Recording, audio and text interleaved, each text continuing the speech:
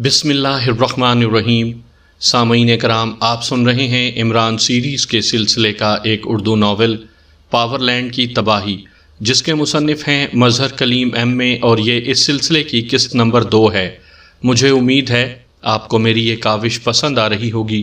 آپ نے اگر ابھی تک میرا چینل کہانی گھر سبسکرائب نہیں کیا تو ابھی میرے چینل کو سبسکرائب کر کے بیل نوٹیفیکیشن آن کر لیجئے تاکہ آنے والی ہر نئی کہانی کی اطلاع بر وقت آپ تک پہنچ سکے۔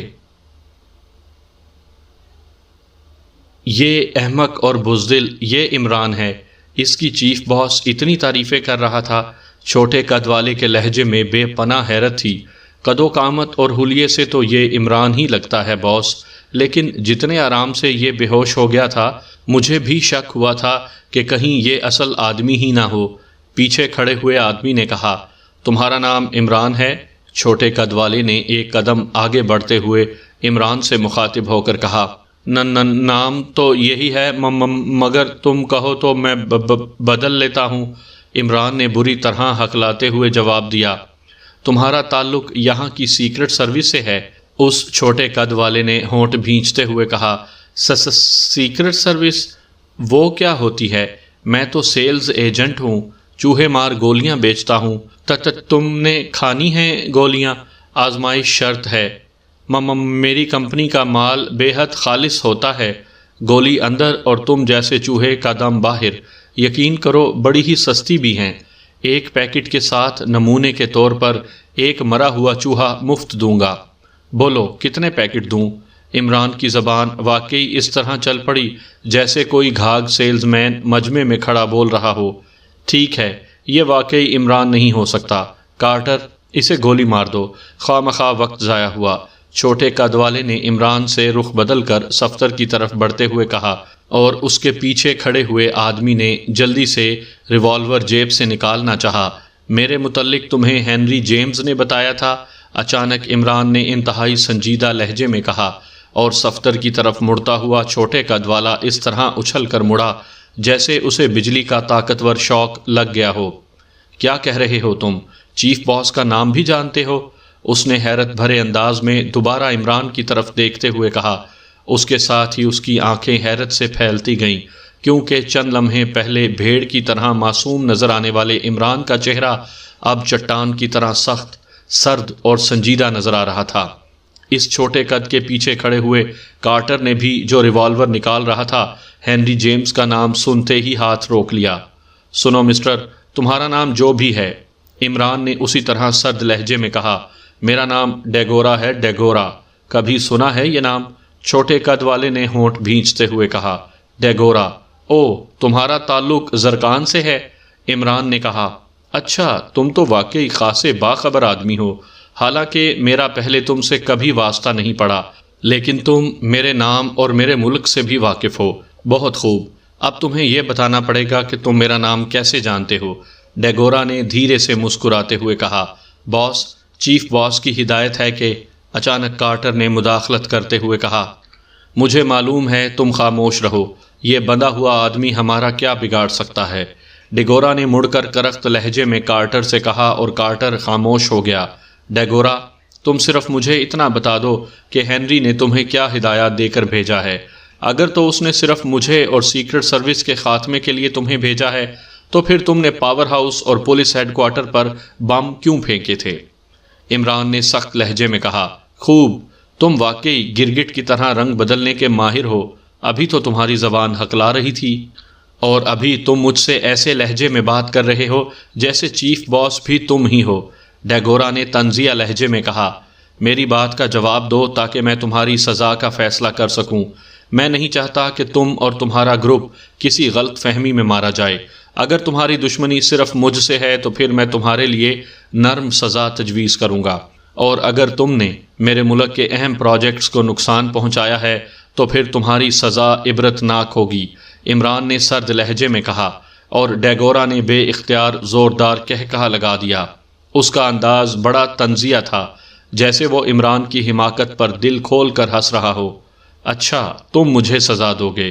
بہت خوب، ابھی چند لمحوں بعد اسی کمرے میں تمہاری چیخیں گونجنے والی ہیں، تمہارے جسم کا ایک ایک ریشہ علیحدہ ہونے والا ہے، اور تم مجھے سزا دو گے؟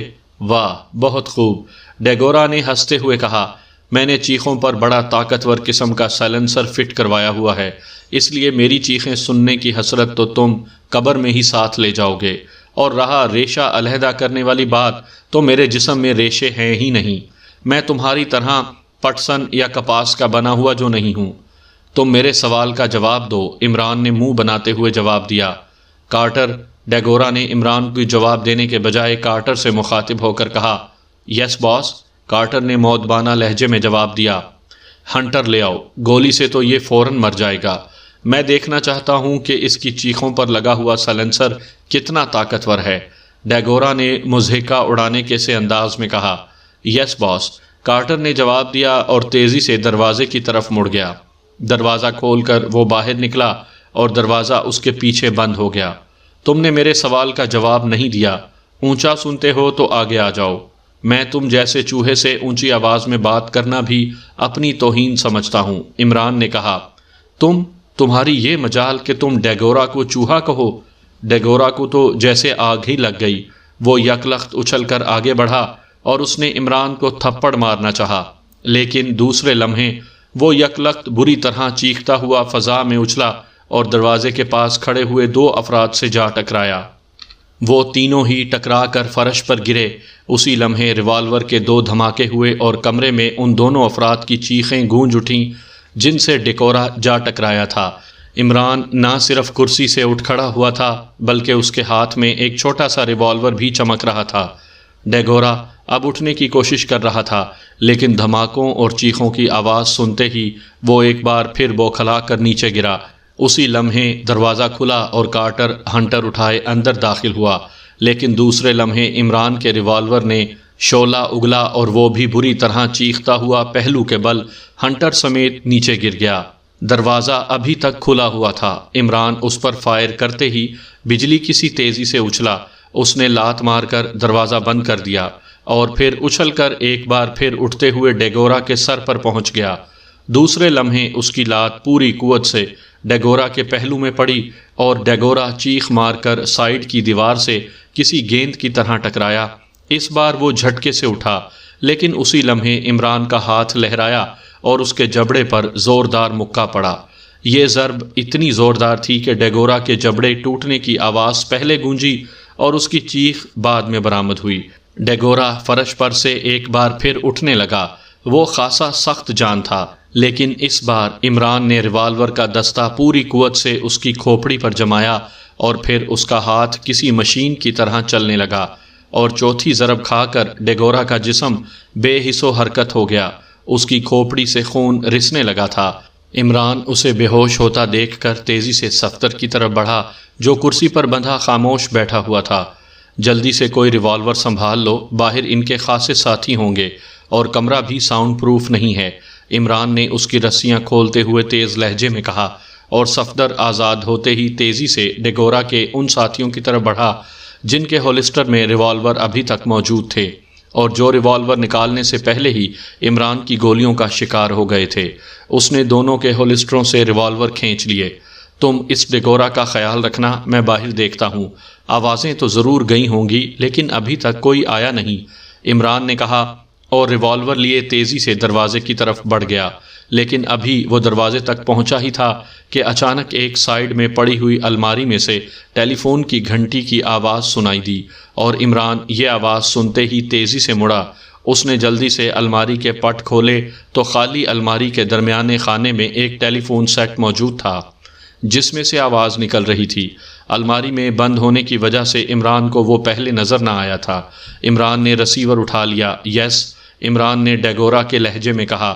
گڈ مین بول رہا ہوں باس، تہ خانے سے فائرنگ اور چیخوں کی آوازیں سنائی دی تھیں، میں نے سوچا کہ صورتحال معلوم کر لوں۔ ایک مودبانہ آواز سنائی دی۔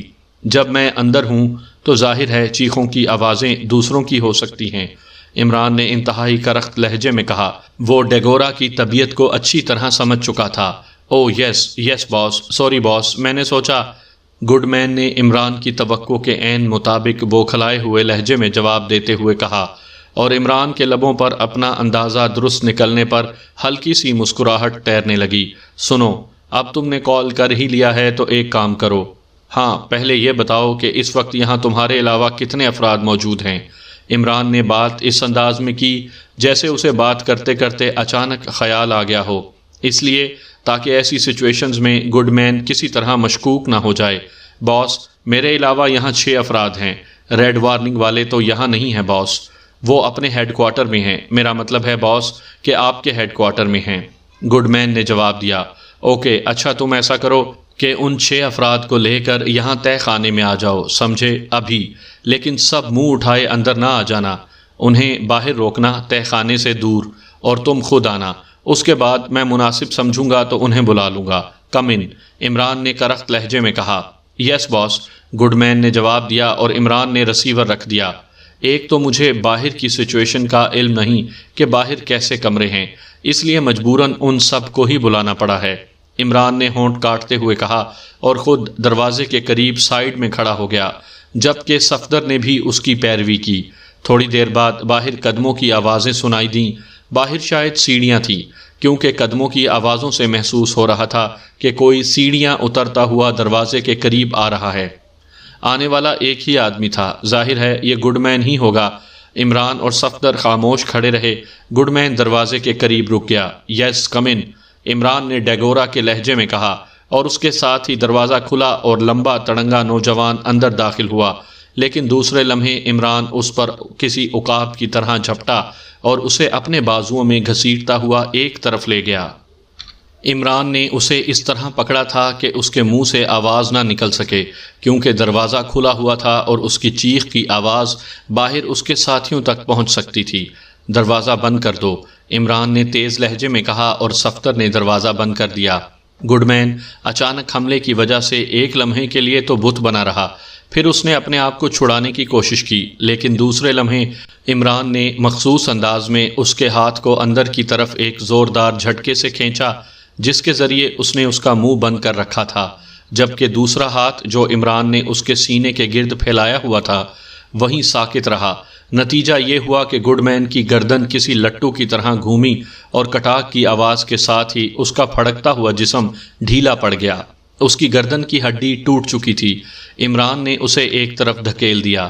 اب باقیوں کا کیا کرنا ہے؟ صفدر نے کہا، مجھے خود اوپر جانا پڑے گا، اور کوئی چارہ نہیں، عمران نے کہا اور دروازے کی طرف بڑھ گیا۔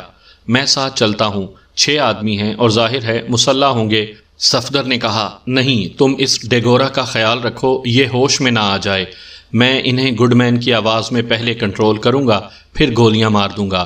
یہ دوسرا ریوالور مجھے دو، عمران نے کہا، اور صفدر نے ایک ریوالور اس کی طرف بڑھا دیا۔ عمران نے ریوالور پکڑا اور تیزی سے دروازے کی طرف بڑھ گیا۔ اپنا ریوالور وہ پہلے ہی جیب میں ڈال چکا تھا۔ دروازہ کھول کر وہ باہر نکل گیا۔ صفدر ریوالور لیے کھلے دروازے میں آ گیا تاکہ فرش پر بے ہوش پڑے ہوئے ڈیگورا کو بھی چیک کرتا رہے، اور اگر ضرورت پڑے تو عمران کی مدد بھی کر سکے۔ باہر ایک چھوٹا سا پلیٹ فارم تھا جس کے ساتھ سیڑھیاں اوپر کو جا رہی تھیں۔ اوپر ایک دروازہ تھا جو بند تھا۔ عمران سیڑھیاں چڑھتا اوپر والے دروازے کی طرف بڑھا جا رہا تھا۔ سنو، عمران نے دروازے کے قریب رک کر گڈ مین کی آواز میں کہا۔ اس نے جان بوجھ کر ہلکا لہجہ رکھا تھا، جیسے گڈ مین نچلے دروازے سے بول رہا ہو۔ یس سر۔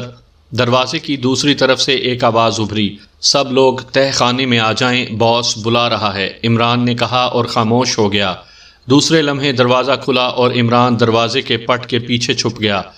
دو دو کر کے وہ تیزی سے سیڑھیاں اترنے لگے۔ صفدر نے چونکہ عمران کی آواز سن لی تھی اس لیے وہ دروازے سے ہٹ گیا تھا، البتہ دروازہ ویسے ہی کھلا ہوا تھا۔ ظاہر ہے انہیں سیڑھیوں میں کوئی آدمی نظر نہ آ رہا تھا، اس لیے وہ تیزی سے نیچے اترنے لگے، اور پھر جیسے ہی تیسرا جوڑا دروازے سے نیچے اترا، خبردار، عمران نے یک لخت چیخ کر کہا۔ وہ اپنی اصل آواز میں بولا تھا، اور وہ 6 کے 6 اپنے پیچھے اچانک اجنبی آواز سن کر بے اختیار مڑے ہی تھے کہ عمران کے دونوں ہاتھوں میں پکڑے ہوئے ریوالوروں نے گولیاں اگلنا شروع کر دیں۔ پہلے ہی راؤنڈ میں 3 افراد گرے۔ اسی لمحے نچلے دروازے سے صفدر نے بھی فائر کھول دیا۔ کیونکہ وہ عمران کی پوزیشن سمجھ چکا تھا، اس لیے اب اسے عمران کو گولی لگنے کا خطرہ نہ تھا۔ 2 افراد اس کی فائرنگ سے اور پھر آخری جو ریوالور نکال چکا تھا عمران کے دوسرے راؤنڈ میں مارا گیا، اور عمران نے ایک طویل سانس لیتے ہوئے دروازہ بند کر دیا اور پھر سیڑھیوں پر پڑی ہوئی ان لاشوں کو پھلانگتا ہوا واپس تہہ خانے میں آ گیا۔ اب اس ڈیگورا کو اٹھاؤ اور باہر لے جاؤ، میں ذرا اس تہہ خانے کی تلاشی لے لوں، مجھے یہ الماری ڈبل لگتی ہے، عمران نے کہا اور الماری کی طرف بڑھ گیا جس کے پٹ ابھی تک کھلے ہوئے تھے اور اس کے ایک خانے میں ٹیلی فون پڑا ہوا تھا جبکہ باقی خانے بالکل خالی تھے۔ عمران نے خانوں کے اندر ہاتھ پھیرنا شروع کر دیا لیکن اسے کوئی ایسی چیز محسوس نہ ہوئی جو مشکوک ہو۔ وہ چند لمحے کھڑا سوچتا رہا، پھر اس نے الماری کو دونوں طرف سے پکڑ کر ایک سائیڈ پر دھکیلنا چاہا لیکن الماری اپنی جگہ سے ہلی بھی نہیں۔ عمران نے اسے دوسری طرف دھکیلا تو ہلکی سی گڑ گڑاہٹ کے ساتھ ہی الماری ایک سائیڈ پر ہٹتی چلی گئی اور پھر نیچے جاتی ہوئی سیڑھیاں نظر آنے لگیں۔ عمران سیڑھیاں اترتا گیا۔ سیڑھیوں کے اختتام پر ایک سرنگ سی بنی ہوئی تھی جو خاصی دور تک چلی گئی تھی۔ عمران اس سرنگ میں بڑھتا گیا، سرنگ کچھ دور جا کر ختم ہو گئی اور سیڑھیاں اوپر جانے لگیں۔ اوپر ایک دروازہ تھا جو بند تھا۔ عمران سیڑھیاں چڑھتا ہوا اوپر پہنچا، دروازہ اندر سے بند تھا۔ اس نے دروازے کی چٹخنی ہٹائی اور پھر اسے آہستہ سے کھول دیا۔ دوسرے لمحے اس کے لبوں پر مسکراہٹ دوڑی۔ سامنے ایک تنگ سی گلی نظر آ رہی تھی۔ عمران نے دروازہ بند کیا اور واپس مڑ گیا۔ وہ سمجھ گیا کہ یہ صرف فرار ہونے کے لیے خفیہ راستہ ہے، مزید کچھ نہیں۔ تھوڑی دیر بعد جب وہ تہہ خانے سے واپس ہوتا ہوا سیڑھیاں چڑھ کر اوپر پہنچا، سیڑھیوں والے دروازے کے باہر ایک لمبی سی راہداری تھی جس کے اختتام پر کھلا برآمدہ اور سامنے پھیلا ہوا لان نظر آ رہا تھا۔ عمران برآمدے میں پہنچا تو صفدر وہاں موجود تھا۔ ڈیگورا فرش پر بے ہوش پڑا ہوا تھا۔ میں نے چیک کر لیا ہے اور یہاں کوئی آدمی نہیں ہے، صفدر نے کہا۔ ابھی ان کا ایک اور گروپ باقی ہے جس کا چیف کارٹر تھا اور میرے خیال میں وہی گروپ توڑ پھوڑ کی کارروائیوں میں ملوث ہے، اس کا بھی فوری خاتمہ ضروری ہے۔ عمران نے ادھر ادھر دیکھتے ہوئے کہا۔ تو پھر اس کے لیے کیا پروگرام ہے؟ صفدر نے کہا۔ کارٹر تو مر چکا ہے، اب یہی ڈیگورا ہی ان کے بارے میں تفصیلات بتائے گا۔ اسے کمرے میں لے چلو، میں زیادہ وقت ضائع نہیں کرنا چاہتا، ہو سکتا ہے ان کا آئندہ منصوبہ انتہائی خطرناک ہو، عمران نے سرد لہجے میں کہا، اور صفدر سمجھ گیا کہ اب ڈیگورا کو سب کچھ بتانا ہی پڑے گا۔ عمران کا لہجہ بتا رہا تھا کہ اس نے آخری حدوں تک پہنچنے کا فیصلہ کر لیا ہے۔ صفدر نے جھک کر ڈیگورا کو اٹھایا اور پھر ایک بڑے کمرے کی طرف بڑھ گیا جس کا دروازہ سامنے نظر آ رہا تھا۔ عمران اس کے پیچھے تھا۔ اسے کرسی پر بٹھاؤ اور تہہ خانے سے جا کر رسیاں بھی اٹھا لاؤ اور ہنٹر بھی، مجھے یہ خاصا سخت جان لگ رہا ہے، عمران نے خشک لہجے میں کہا۔ آپ تو شاید اسے پہلے سے جانتے ہیں، صفدر نے بے ہوش ڈیگورا کو کرسی پر بٹھاتے ہوئے کہا۔ صرف نام سنا ہوا ہے کہ یہ زرقان کا معروف مجرم ہے اور بین الاقوامی سطح پر اس کا نام لیا جاتا ہے، عمران نے سر ہلاتے ہوئے جواب دیا، اور صفدر اسبات میں سر ہلاتا تیز تیز قدم اٹھاتا دروازے سے باہر نکل گیا۔ عمران خاموش کھڑا ڈیگورا کو دیکھتا رہا۔ اس کا انداز ایسا تھا جیسے اس کے چہرے مہرے سے اس کی قوت برداشت کا اندازہ لگا رہا ہو۔ تھوڑی دیر بعد صفدر واپس آیا تو اس کے ہاتھوں میں رسیاں بھی تھیں اور ہنٹر بھی۔ عمران نے اس کے ہاتھ سے ہنٹر لے لیا اور صفدر آگے بڑھ کر رسیوں کی مدد سے ڈیگورا کو باندھنے میں مصروف ہو گیا۔ اچھی طرح باندھنا، یہ میری طرح کمزور نہیں ہے، عمران نے کہا، اور صفدر نے اس کا بدلا ہوا لہجہ سن کر مڑ کر مسکراتے ہوئے اس کی طرف دیکھا اور پھر باندھنے میں مصروف ہو گیا۔ عمران ایک بار پھر سنجیدگی کا لبادہ اتار کر اپنے پہلے والے موڈ میں آ گیا تھا۔ خدا آپ جیسا کمزور تو سب کو بنائے۔ میں نے بڑی کوشش کی کہ آپ کی طرح ناخنوں میں بلیڈ لگا کر رسیاں کاٹنے کا طریقہ سیکھ لوں، لیکن آج تک بات بنی ہی نہیں۔ صفدر نے رسیاں باندھ کر ایک طرف ہٹتے ہوئے کہا، جائے استاد خالی است مسٹر صفدر سعید، ایک بڑا ڈبہ مٹھائی کا اور 30 گز کی پگڑی دیے بغیر میں تمہیں شاگرد نہیں بناؤں گا، یہ سن لو، عمران نے مسکراتے ہوئے جواب دیا، اور صفدر کہکہا مار کر ہنس پڑا۔ پگڑی اور وہ بھی 30 گز کی، صفدر نے ہنستے ہوئے کہا۔ ظاہر ہے جب استاد 30 گز کی پگڑی سے بند جائے گا تو کہاں بھاگے گا، عمران نے کہا، اور صفدر ایک بار پھر ہنس پڑا۔ اب اسے ہوش میں لے آؤ تاکہ ڈیگورا کو ڈریگون میں بدلا جا سکے، عمران نے سامنے رکھی کرسی پر اطمینان سے بیٹھتے ہوئے کہا۔ صفدر نے آگے بڑھ کر عمران کا ہی حربہ اختیار کیا اور چند لمحے تک جب ڈیگورا کی ناک اور منہ بند ہوئے تو وہ ہوش میں آ گیا۔ ہاں تو مسٹر ڈیگورا، یہ تمہارے ماں باپ نے آخر کیا سوچ کر تمہارا نام ڈیگورا رکھ دیا؟ ڈیگورا کی بجائے ڈیکوریشن ہی رکھ دیتے تو کسی قحبہ خانے کے دروازے پر تو سج جاتے۔ عمران نے اس کے ہوش میں آتے ہی نرم سے لہجے میں کہا، تو تم نے مجھ پر قابو پا ہی لیا۔ واقعی چیف باس نے درست کہا تھا کہ تمہیں دیکھتے ہی گولی مار دی جائے۔ مجھ سے غلطی ہو گئی کہ میں پوچھ گچھ کے چکر میں پڑ گیا، ڈیگورا نے ہونٹ بھینچتے ہوئے کہا۔ تم جیسے لوگوں کی انہی مسلسل غلطیوں کی وجہ سے تو میں زندہ ہوں، ورنہ اب تک شاید 1000 بار مر چکا ہوتا۔ تم نے شاید پاکیشیا کو بھی زرکان سمجھ لیا تھا کہ تمہارا نام سنتے ہی میری گردن ڈھلک جائے گی۔ تمہارے یہاں موجود سارے آدمی تو عالم بالا پہنچ کر دوزخ کے دوزخیوں کے ساتھ رمبا سمبا ناچ رہے ہوں گے، اس لیے ان کے رقص میں مداخلت کے بارے میں سوچنا بھی نہ۔ اب تم صرف اتنا بتا دو کہ تمہارا red warning group headquarter کہاں ہے، تاکہ میں ان کی وارننگ کو گرین بنا دوں۔ ریڈ کلر مجھے پسند نہیں ہے۔ ماہرین رنگ بتاتے ہیں کہ ریڈ رنگ مار دھاڑ کا رنگ ہے، اور تم نے دیکھ ہی لیا ہوگا کہ مار دھاڑ جیسی چیزوں سے مجھے بڑی نفرت ہے۔ عمران کی زبان چل پڑی۔ تم ڈیگورا کی زبان نہیں کھلوا سکتے، یہ دیکھ لو۔ ڈیگورا نے بڑے مضبوط لہجے میں کہا۔ اس کا چہرہ جو ٹوٹے ہوئے جبڑے کی وجہ سے پہلے ہی ٹیڑھا ہو چکا تھا، یہ بات کرتے وقت اور زیادہ ٹیڑھا ہو گیا۔ زبان کھلوانا تو بچوں کا کام ہے مسٹر ڈیگورا، میں تو زبان نکلوانا جانتا ہوں، بالکل ایسے جیسے دانت نکلوائے جاتے ہیں، اور بڑا آسان سا کام ہے۔ جس طرح دانت کو زنبور میں پکڑ کر کھینچا جاتا ہے، اسی طرح زبان کو بھی پلاس میں پکڑ کر باہر کھینچ لیا جاتا ہے۔ دانت تو بڑی سخت سی چیز ہوتی ہے، جبکہ تم جانتے ہو زبان بڑی نرم ہوتی ہے، بڑی آسانی سے باہر آ جاتی ہے۔ کیوں صفدر؟ عمران نے بڑے سادہ سے لہجے میں بات کرتے ہوئے آخر میں صفدر سے مخاطب ہو کر کہا، میرے خیال میں اتنا لمبا بکھیڑا پالنے کی بھی ضرورت نہیں ہے، نکالنے سے زیادہ آسانی سے یہ کٹ جائے گی۔ صفدر نے خشک لہجے میں کہا، ارے ہاں واقعی، لیکن یار زبان کٹ گئی تو پھر یہ بیچارہ بولے گا کیسے؟ عمران نے معصوم سے انداز میں کہا، بکواس مت کرو، میں نے کہہ دیا ہے کہ تم مجھ سے کچھ نہیں اگلوا سکتے۔ ڈیگورا نے غصے سے چیختے ہوئے کہا، واہ، یہ زبان کھلوانے سے اب اگلوانے کی طرف آ گیا۔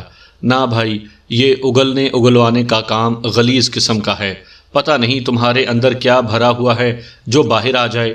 نہ، یہ کام کم از کم مجھ جیسا نفیس آدمی تو نہیں کر سکتا، بس وہی نکالنے اور کاٹنے والا کام ٹھیک ہے۔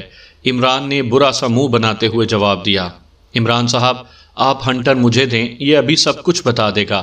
صفدر نے کہا، ارے نہیں، مسٹر ڈیگورا کا اتنا خوبصورت جسم داغدار نہیں ہونا چاہیے، ڈیکوریشن خراب ہو جائے گی۔ البتہ زبان کھینچ لینے کے بعد اس کا منہ بند کر دیں گے، ڈیکوریشن پر کوئی اثر نہیں پڑے گا۔ عمران نے نفی میں سر ہلاتے ہوئے جواب دیا، تم جو چاہے کر لو، میں کچھ نہیں بتاؤں گا، یہ میرا فیصلہ ہے۔ ڈیگورا نے ایک بار پھر چیختے ہوئے کہا۔ اس بار اس کا لہجہ پہلے سے زیادہ اونچا تھا، اور عمران دل ہی دل میں مسکرا دیا۔ ڈیگورا کا واقعی لہجہ بتا رہا تھا کہ وہ اندر سے ٹوٹ رہا ہے، اور عمران انسانی نفسیات کو اچھی طرح جانتا تھا کہ جب تک قوت ارادی کو نہ توڑا جائے، صرف تشدد ان لوگوں پر اثر انداز نہیں ہو سکتا۔ میں تمہاری طرح بہرا نہیں ہوں، اس لیے آہستہ بولو، میں سن رہا ہوں، اور مجھے جلدی بھی نہیں ہے۔ ہاں تو صفدر، کیا خیال ہے، زبان کھینچنا زیادہ بہتر رہے گا یا کاٹنا؟ یار کوئی اچھا سا مشورہ دو۔ عمران ڈیگورا سے بات کرتے کرتے صفدر سے مخاطب ہو گیا، اگر نکالنے اور کاٹنے کے بجائے توڑنے والا کام شروع کر دیا جائے تو کیسا رہے گا؟ صفدر نے مسکراتے ہوئے جواب دیا، وہ بھی عمران کا مقصد سمجھ گیا تھا۔ توڑنا؟ کیا توڑنا؟ زبان کیسے ٹوٹے گی؟ مسٹر ڈیگورا کی زبان پتھر کی تو نہیں ہے۔ کیوں مسٹر ڈیگورا، میں ٹھیک کہہ رہا ہوں؟ عمران نے حیرت بھرے انداز میں کہا۔ شٹ اپ، میں تم جیسوں سے بات کرنا بھی اپنی توہین سمجھتا ہوں۔ ڈیگورا نے دانت پیستے ہوئے کہا، اچھا، واہ، توہین کا تمہیں بھی علم ہے، خوب، اب چوہے بھی توہین کا مطلب سمجھنے لگ گئے ہیں، تو پھر بیچارے شیر چیتے کا کیا قصور؟ عمران نے بڑے طنزیہ انداز میں ہنستے ہوئے کہا۔ عمران صاحب، خواہ مخواہ وقت ضائع ہو رہا ہے، ختم کریں اس قصے کو۔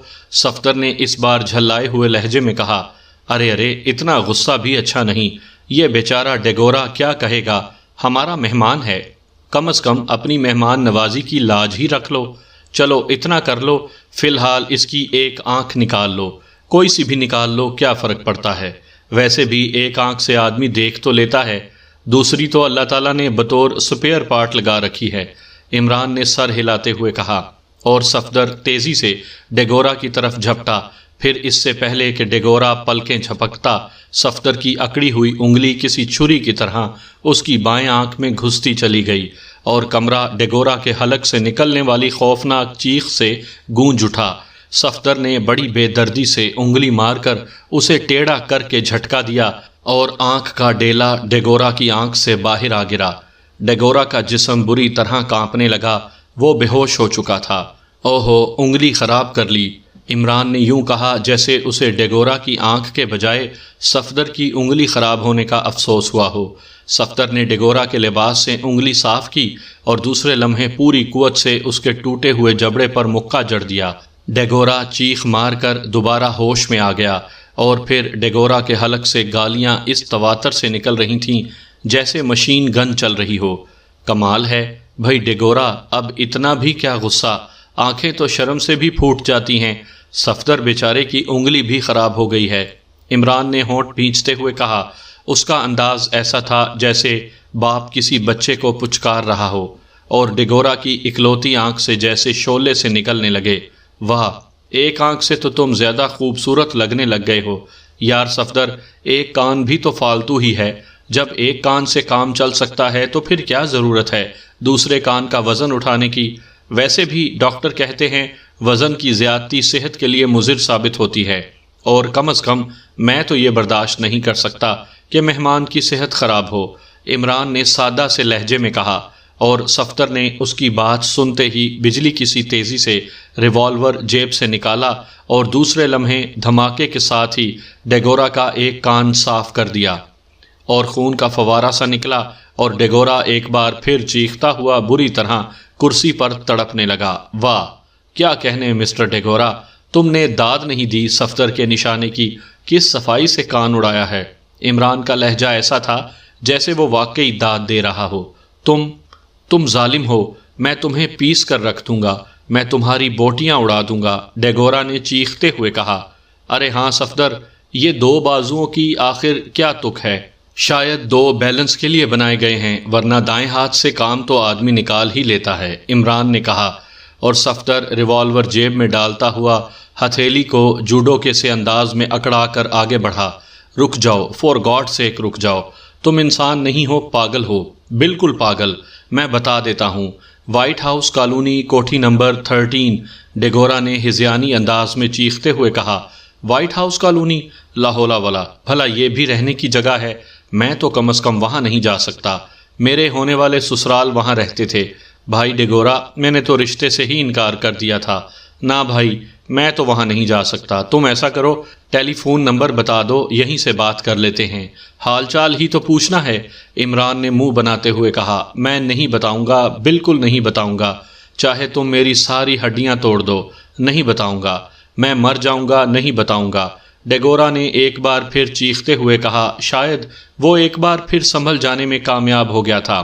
نہ بتاؤ یار، اب اتنی بھی کیا کاہلی کہ ہر چیز تم سے ہی پوچھتے رہیں، کچھ ہمیں بھی تو خود کرنا چاہیے۔ چلو ٹھیک ہے، میں خود ہی ایکسچینج سے پوچھ لیتا ہوں، وہاں میرا ایک یار آپریٹر ہے، مجھے مفت کی کالیں کرا سکتا ہے۔ نمبر نہیں بتا سکتا؟ ضرور بتائے گا۔ ہاں صفدر، تو پھر چلیں ایکسچینج، وہاں سے اس سے چائے بھی پی لیں گے اور نمبر بھی معلوم کر لیں گے۔ سنا ہے ٹیلی فون ایکسچینج کی کینٹین والا چائے میں پوسٹ ملاتا ہے، بڑی گاڑی چائے ہوتی ہے۔ عمران نے بڑے مطمئن انداز میں کرسی سے اٹھتے ہوئے کہا۔ ٹھیک ہے، پھر اس کا کیا کرنا ہے؟ صفدر نے کندھے اچکاتے ہوئے اسی طرح سرد مہری سے کہا۔ کیا کرنا ہے؟ بیچارے کو لوگ باقی زندہ چڑھاتے رہیں گے، منہ بگاڑ کر کان کٹا کہتے رہیں گے۔ اب تو یہ غلط بات ہے کہ کوئی ہمارے مہمان کا مذاق اڑائے، اس لیے ایسا کرو کہ گولی مار دو۔ بس یار ایک بات کا خیال رکھنا، گولی ٹھیک دل پر پڑنی چاہیے تاکہ اس کو مرتے وقت زیادہ تکلیف نہ ہو، عمران نے اسی طرح بے نیازانہ لہجے میں کہا، اور صفدر نے ایک بار پھر ریوالور نکال لیا۔ رک جاؤ، خدا کے لیے رک جاؤ، مت مارو، میں بتا دیتا ہوں، لیکن وعدہ کرو نمبر معلوم ہونے کے بعد مجھے نہیں مارو گے۔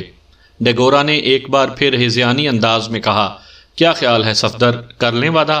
سوچ لو، وعدہ نبھانا پڑے گا، عمران نے مڑتے ہوئے کہا۔ کیا ضرورت ہے؟ اس درد سر پانے کی وہاں چل کر پتہ تو چل ہی جائے گا نمبر کا۔ صفدر نے منہ بناتے ہوئے کہا، لیکن یار اگر تمہارا نشانہ اچٹ گیا تو بیچارے کو خواہ مخواہ گھنٹہ آدھا گھنٹہ تڑپنا پڑے گا، یہ بھی سوچ لو۔ عمران نے کہا۔ وہ دونوں اس طرح باتیں کر رہے تھے جیسے ڈگورا سے انہیں بے پناہ ہمدردی ہو۔ 43436 اچانک ڈگورا ایک لخت چیخ پڑا اور اس کے ساتھ ہی اس کا چہرہ لٹک گیا، اکلوتی آنکھ سی بجھ گئی۔ یہ شاید لاشعوری خوف کا جھٹکا تھا جس نے اس کے منہ سے نمبر خود بخود اگلوا دیا تھا۔